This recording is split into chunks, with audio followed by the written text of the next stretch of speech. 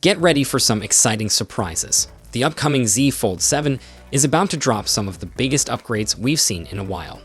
Normally, Samsung gives us a few design tweaks, a new processor, and some fresh color options.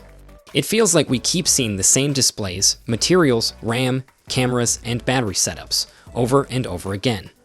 But this time, things are about to get seriously interesting. Here's the thing, don't get too excited just yet, because there's a twist I didn't see coming. Samsung has worked hard over the years to slim down the thickness of its foldables, but the Z Fold 6 is still the chunkiest foldable released in 2024. Leakers have confirmed that the Z Fold 7 will have the same display sizes as the Z Fold 6 Special Edition, meaning an 8-inch main display and a 6.5-inch cover display. But the good news? We're looking at a better camera, a less noticeable crease, more RAM, and most importantly, a much sleeker design for the Z Fold 7. It's going to be a real game changer, but here's the twist. That slimmer design might mean something big is missing. Samsung might leave out the digitizer from the display. So does this mean we'll have to say goodbye to S Pen support on the Fold 7? Well, no, not exactly. Let me explain.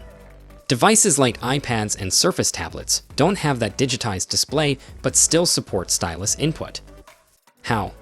The key is that the stylus itself generates an electromagnetic field to work, like the Apple Pencil. On the other hand, the S Pen needs a display that creates that field, which is why it's thinner and fits inside the phone. Samsung is working on an S Pen that won't need a digitized display, but here's the catch, it won't be ready until 2026. So, what does this mean for the Z Fold 7? Well, Samsung might be switching to active electrostatic technology, similar to the Apple Pencil. This could also mean a shift from a plastic backplate to titanium.